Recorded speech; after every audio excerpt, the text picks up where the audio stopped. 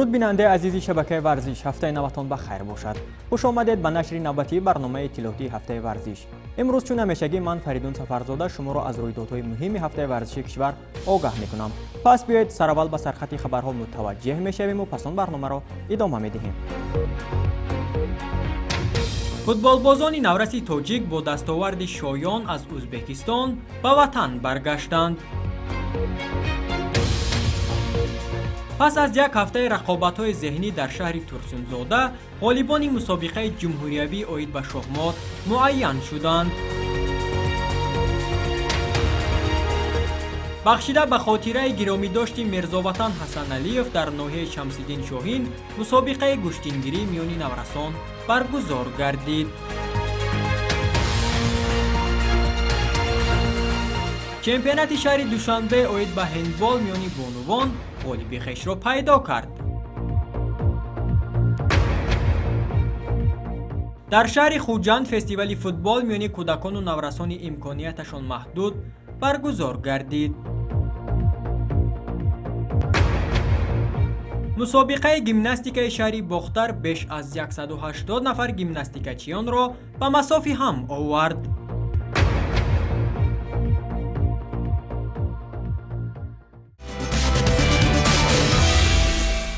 شرح پوره خبرها. امروز برای مشغول شدن نسل نورس به ورزش رقم یک سیاره یعنی فوتبال همه گونه شرایط‌ها در قلمرو کشور فراهم گردیده است. نورسان را هم ضرور است که از آنها به خوبی استفاده برند و باز هم مهارت و ملکه خویش را پخته‌تر گردانند. یک ماه قبل ما از غلبه تیم نورسان تاجیک در مسابقه بین المللی جمهوری به ما همسایه و همجوار ازبکستان خبر داده بودیم. همکنون هفته سپری شده دوباره فوتبالبازان نورس کشور از ازبکستان با دستاوردهای شایان به دوشنبه برگشتند. شرح بیشتری موضوع در ادامه.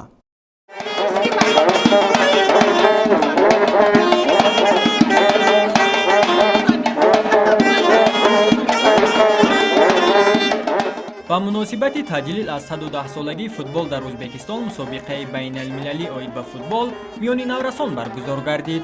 همه بازی ها در شهر قرشی گذرانیده شدند که در آن نورسان تاجیک نیز فعالانه هنرنمایی کردند و با دستاوردهای قابل توجه به دوشنبه برگشتند.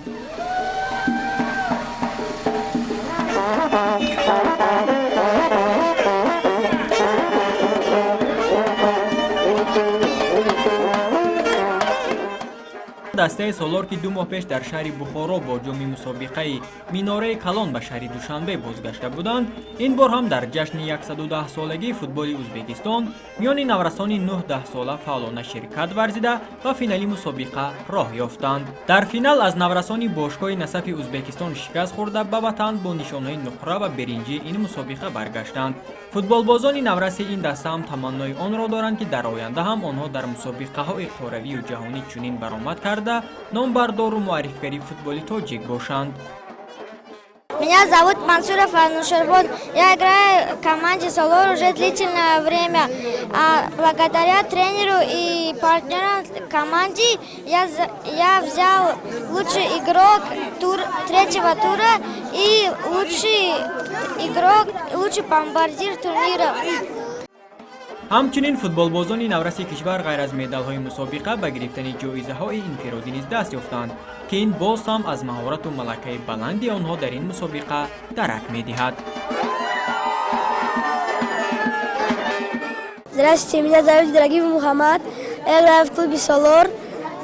Я получил лучший игрок турнира. И я получил лучший игрок турнира благодаря командной игре, что пасовали.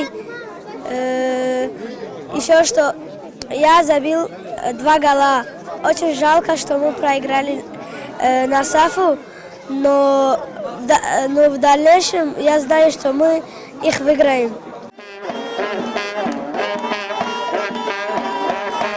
در کنار دسته سالار همچنین دسته نورسان مکتب مخصوصی ذخیره‌های المپی نیز در مسابقه بین المللی میان نورسان تا 10 ساله به گرفتن زینه سه‌یوم افتخاری دست یافتند. قابل ذکر است که در مسابقه مذکور دسته‌های فوتبالی از کشورهای ازبکستان، قزاقستان و تاجیکستان شرکت ورزیدند. 9 دسته میان نورسان تا 10 ساله و 13 دسته میان نورسان تا 9 ساله برای به دست آوردن جام و نشانه زرین مسابقه تلاش ورزیدند. ҳамин тавр ин дуюмин бор аст ки футболбозони хурдсолу навраси тоҷик дар соли 2022 аз хориҷи кишвар бо медал ва ҷоизаҳои мусобиқа боз мегарданду умед аст ки дар оянда ин ғунчаҳои умеди варзиши кишвар муаррифгари футболи тоҷик дар арсаи ҷаҳон хоҳанд шуд.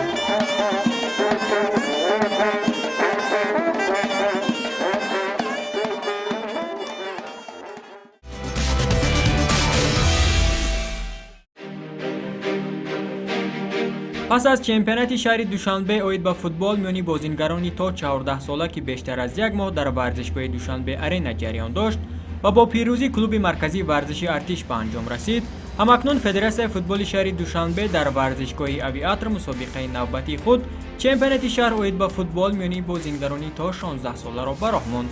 дар мусобиқаи мазкур 11 даста аз қабили 4 тим аз мактаби ҷумҳуриявии маҳораташ олии варзиш, 2 даста аз мактаби махсуси варзиши захираҳои олимпӣ, инчунин дастаҳои клуби марказии варзиши артиш, мактаби футболи шариф назаров, истиқлол, ҷавонон ва гарадок барои ба даст овардани зинаҳои ифтихорӣ ва роҳ ёфтан ба мусобиқаи ҷумҳуриявӣ талош варзида истоданд.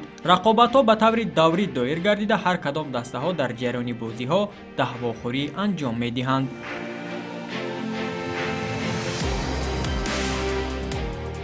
طبق نقشه کاری فدراسیون فوتبال شهر دوشنبه در ورزشگاه آویاتوری که من موازر همینجا حضور داریم، مسابقه شهر دوشنبه بین نورسان تا 16 ساله برگزار می‌گردد. در این مسابقه 12 دسته اشتراک می‌کند و البته 4 دسته غالب به لیگ کودکان نورسان فدراسیون فوتبال تاجیکستان داخل می‌شوند.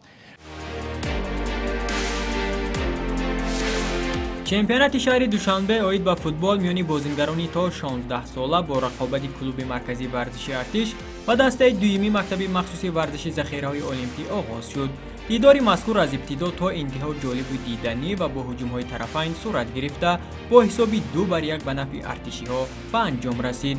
вохӯриҳо миёни дастаҳо бо ҳамин тартиб то рӯзи 19 июн идома меёбанд ва беҳтаринҳои мусобиқа аз ҷониби кумитаи тадорукот бо медалу ифтихорнома ва дигар тӯҳфаҳои хотиравӣ қадрдонӣ карда шуда, ҳамчунин 4 дастаи беҳтарини мусобиқа ба чемпионати тоҷикистон оид ба футбол миёни бозингарони то 16 сола дар лигаи пешсаф роҳ меёбанд. дастаҳои дигар имкони идома додани мавсимро дар лигаи умед соҳиб мешаванд.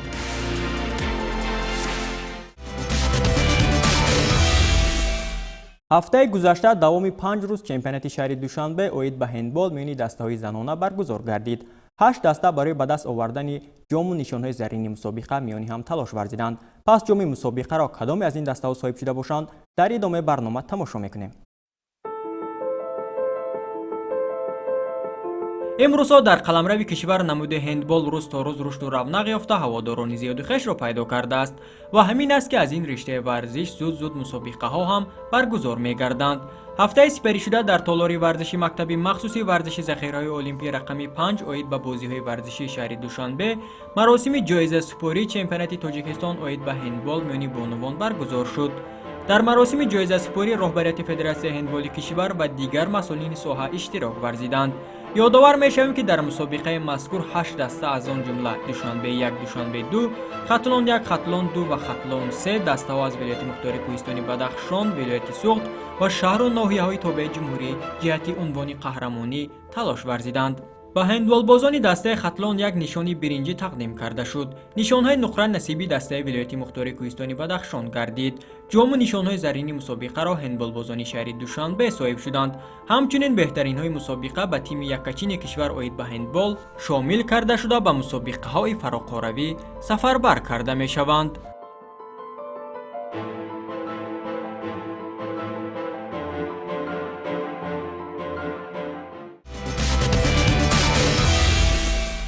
давоми як ҳафта дар шаҳри турсунзода ки мусобиқаи ҷумҳуриявӣ оид ба шоҳмот ҷараён дошт анҷом ёфт. мусобиқаи мазкур бевосита бо ибтикори федератсияи шоҳмоти кишвар гузаронида шуда рӯзи 21 май беҳтарин шоҳмотбозонро мушаххас кард.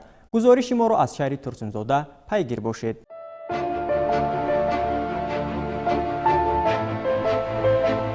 аз 16 то 21 май бо ибтикори федератсияи шоҳмоти кишвар дар ҳамбастагӣ бо кумитаи кор бо ҷавонон ва варзиш бахшида ба рӯзи ҷавонони тоҷикистон мусобиқаи ҷумҳуриявӣ оид ба шоҳмот баргузор гардид ки шумораи зиёди дилбохтагони ин риштаи варзиши зеҳниро ба ҳам овард. дар таърихи фарҳанги миллӣ ки варзиш ҷузъе аз он маҳсуб меёбад, обу тоб додани бадан ба муҳимтар аз ҳама таҳрики фикру андеша ҳадафи асосӣ дониста мешавад. аз ин ҷост ки варзиш додани тафаккур ва зеҳн дар баробари тамрини бадан аз аслҳои фарҳанги варзишӣ маҳсуб мешавад. варзиш додани тафаккуру зеҳн ба василаи бозии шоҳмот ки маъмултарин бозиҳои варзиши ақлонӣ ё зеҳнӣ аст, хушбахтона аз қадимулайём то ба имрӯз миёни хурду бузурги мардуми тоҷик маҳбубияти хоса дошт ва то имрӯз ҳам онро гум накардааст. ҳамин аст ки имрӯз ҳам миёни ин шоҳмотбозон аз ҳама минтақаҳои кишвар ҳузур доранд ва баҳри соҳиб шудани зинаҳои ифтихорӣ муборизаи ақлонӣ карда истоданд. ҳамчунин ғолибони мусобиқаи мазкур роҳхати олимпиадаи умумиҷаҳонии шоҳмотро ки баргузории он аз 27 июл то 8 август дар шаҳри ченнаи ҳиндустон дар назар аст, роҳхат ба даст меоранд. ҳамин аст ки рақобатҳои имрӯза миёни хурду бузург басо шавқовар ҷараён дошт.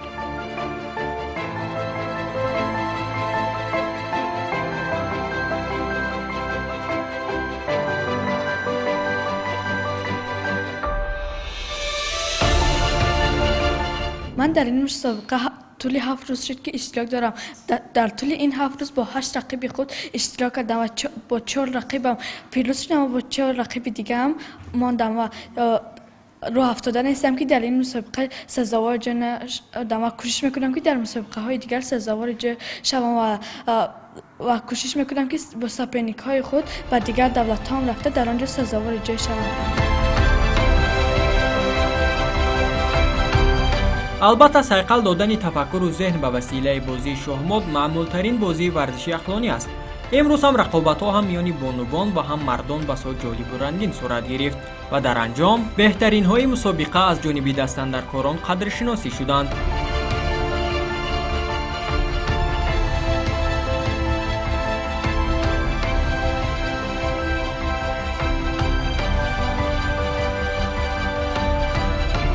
меҳриддин шарифов, алишер каримов ва суҳроб ҳамдамов аз шаҳри душанбе мутаносибан 3 зинаи ифтихориро марбути номи хеш карданд.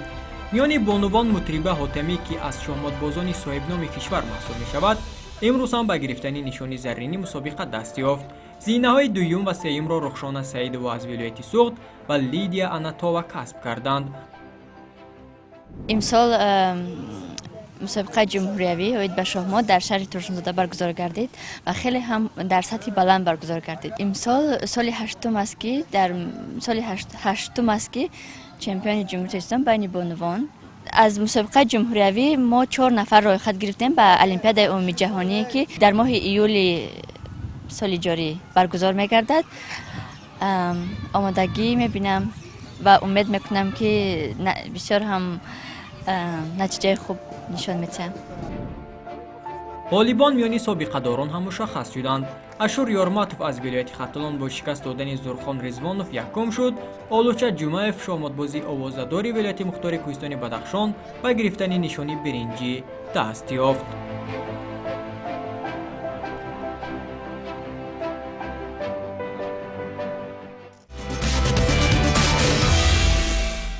ҳафтаи сипаришуда дар шаҳру ноҳияҳои вилояти хатлон як қатор чорабиниҳои варзишӣ гузаронида шуд ки таъдоди зиёди варзишгаронро ба масофӣ ҳам овард. пас гузоришамонро аз мусобиқаи ҷумҳуриявии гӯштингирӣ дар ноҳияи Шамсиддин Шоҳин оғоз мекунем. ҳафтаи гузашта дар ноҳияи Шамсиддин Шоҳини вилояти Хатлон мусобиқаи ҷумҳуриявӣ оид ба гӯштини миллии гӯштингирӣ миёни наврасони солҳои таваллудашон 2008-2009 барои гиромидошти устоди варзиши иттиҳоди ҷамоҳири шӯравии социалистии Мирзоватан Ҳасаналиев баргузор гардид. пеш аз шурӯъи рақобатҳо маросими кушодашавӣ сурат гирифта, дар он намояндагони мақомоти иҷроияи ҳокимияти давлатии ноҳияи Шамсиддини Шоҳин, Федератсияи гӯштингирии кишвар ва Кумитаи кор бо ҷавонон ва варзиши назди ҳукумати ҷумҳурии Тоҷикистон иштирок ва суханронӣ намуда аз фаъолияти пурсамари Мирзоватан Ҳасаналиев ёдовар шуданд. баъди ба анҷом расидани расмият беш аз 100 паҳлавон аз вилоятҳои Суғду Хатлон, шаҳру ноҳияҳои тобеи Марказ ва шаҳри Душанбе аз рӯи 8 категория вазнӣ барои соҳиб шудани мақомҳои ифтихорӣ рӯи татами даст ба гиребон шуданд. ибтидо дар вазнҳои 32 ва 36 килограмм зинаҳои аввалро намояндагони тими Душанбе 1 соҳиб шуданд. вазни 40 килограмм ягона вазне буд ки намояндагони вилояти Суғд соҳиби нишони тилло шуданд. зери вазни 48 килограмм Муҳаммад Лоиқов аз шаҳри Душанбе нишони заррини мусобиқаро ба даст овард. муҳаммаҷони холмурод зери вазни то 52 килограмм ягона нишони тиллои ин вазнро барои шаҳроноҳияҳои тобеъ марказ соҳиб шуд. Умар ҳусайнов дар вазни то 56 килограмм ва суҳроб камолов дар вазни зери 60 килограмм ҳарду аз вилояти хатлон нишонҳои заррини ин вазнҳоро соҳиб шуданд. муҳаммад саидов намояндаи тими ноҳияи рашт дар вазни то 65 килограмм ҳама рақибонашро шикаст дода ба гирифтани нишони тилло даст ёфт. дар вазни изофаи ҷамъи 65 килограмм ҷаҳонгир алимов аз дастаи хатлон як мақоми аввалро соҳиб шуд. ҳамин тавр пас аз хатми рақобатҳо дастаи душанбе як аз ҳисоби бештари медалҳои ба даст оварда сазовори зинаи якум шуд. зинаҳои дуюм ва сеюм насиби дастаи хатлон як ва хатлон ду гардид. ҳамчунин беҳтаринҳои мусобиқа боз дар чорабиниҳои варзиши минбаъдаи ҷумҳуриявӣ роҳ ёфтанд ва дар он ҷой ҳам ҳунару малакаи хешро нишон медиҳанд.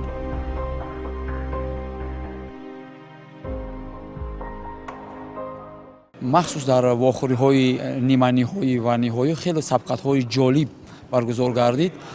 мақсад аз баргузории ин чорабиниҳо махсус дар ноҳияҳои дурдаст ба мисли ноҳияи Шамсиддини Шоҳин аз он мебошад ки рушди намуди гӯштин ва ба ҳамагон маълум аст ки ҳамавақт деҳоти бачаҳо ба гӯштини миллии санъатии мо шавқу рағбати зиёд доранд. аз ҳамун лиҳоз ин мусобиқаро мо федератсияи гӯштини миллӣ дар якҷоягӣ бо кумита дар ноҳияи Шамсиддини Шоҳин баргузор кардем ки гӯштини миллии санъатии мо дар худи ноҳияҳо рушд ва равнақи худро ёбад.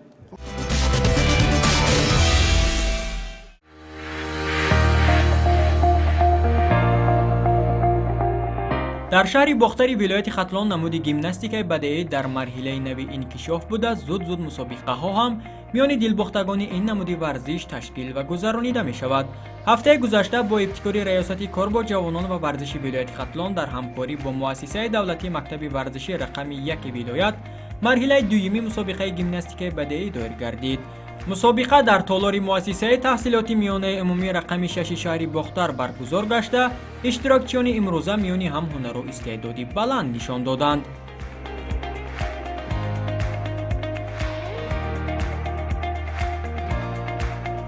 мақсад ва ҳадаф аз баргузории чорабинии имрӯза ҳам ин тарғибу ташвиқи гимнастика миёни наврасону ҷавонон, таҳкими дӯстӣ байни онҳо, баланд бардоштани маҳорати касбии варзишгарон ва муайян намудани узви дастаи мунтахаби вилоят аз рӯи ин намуди варзиш маҳсуб мешавад. дар шаҳри бохтар мусобиқаи вилоятӣ баргузор гардид ва ман сазовори ҷои аввал гаштам. мехоҳам ки дар мусобиқаҳои ҷумҳуриявӣ ва байналмилалӣ иштирок карда сазовори ҷои аввал гардам ва парчами давлати худро ба боло бардорам.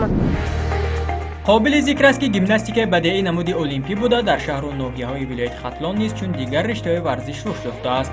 طبق آمارها حالا 500 نفر نورس و جوان دختر از مربیان کردان و با تجربه همه نازکی‌های گیمناستیک را در تالارهای گشاد و برهوا و دارای شرایط‌های بهترین از بر نموده ایستادند. بعد انجام مسابقه غالبان معین گردیده با دیپلم و مدال‌های تأسیس نموده کمیته تدارکات سرفراز گردانیده شدند. همچنین بهترین‌های مسابقه امروزه امکان شرکت در مسابقه جمهوریوی که 28 و 29 همین ماه در شهر خوجند ولایت سوق داری می‌گردد راه خط پیدا نمودند.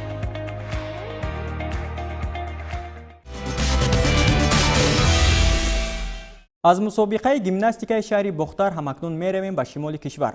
انیخترش به فستیوال فوتبال شهر خوجند که با ابتکار فدراسیون فوتبال تاجیکستان برای کودکان و نورسان امکاناتشان محدود دایر گردید.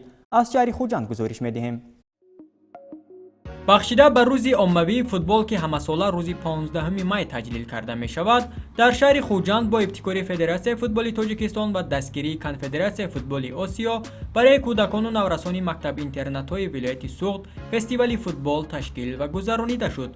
قابل ذکر است که چنین قشر جامعه همواره زیر توجه و غمخوری‌های حکومت جمهوری تاجیکستان از جمله زیر توجه به واسطه پیشوای معظم ملت محترم امام علی رحمان می باشند. арзу сипоси бе поёни худро аз номи худ ва кулли дастпарварони мактаб интернат аввалан ба пешвои муаззами миллат муҳтарам эмомалӣ раҳмон ва баъд аз он кас ба раиси вилоятамон ва инчунин ба федератсияи футболи тоҷикистон мерасонам ки имрӯз барои мо чунин фестивалро баргузор намуданд. дар фестивали футбол тарбиятгирандагони мактаб интернат барои кӯдакони ятим ва бепарастори мақомоти иҷроияи ҳокимияти давлатии вилояти суғд воқеъ дар шаҳри бустон истаравшан ҷамоати хисеварзи ноҳияи бобоҷон ғафуров ва ноҳияи сипитамен иштирок намуданд.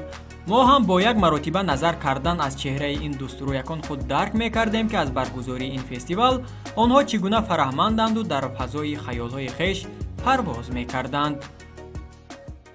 имрӯз дар варзишгоҳи 20-солагии истиқлолият фестивали футбол баргузор гарда истодааст ки дар ин ҷо 80 нафар тарбиятгирандагони мактаб-интернатҳои вилоят иштирок намуда истодаанд. миннатдории раёсати маорифи вилояти суғдро ба Федератсияи футболи Тоҷикистон расониданем ки имрӯз дар сатҳи баланд чунин чорабиниро барои тарбиятгирандагони мо баргузор намуда истодаанд. тибқи тарҳрезии барнома мураббиёни ботаҷриба ба ҳар кадом иштирокчиён тамринҳои ҷолибу гуногунро талқин мекарданд то онҳо ба осонӣ аз иҷрои ин машқҳо баромада тавонанд. дар анҷоми фестивал барои ҳар кадом иштирокчӣ тӯб ва сару либосҳои варзишӣ аз ҷониби дастандарткорон инъом карда шуд.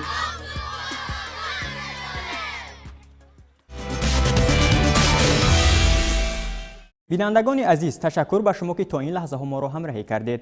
барномаи иттилоъоти ҳафтаи варзишро инҷо ба поён мебарем. барномаҳои дигари телевизиони варзиш идома доранд ва мо аз фурсати муносиб истифода бурда рӯзи ҷавонони Тоҷикистонро ба кулли ҷавонони соҳибном ва ватандӯсти кишвар шодбош мегӯем. хайр, то боздид.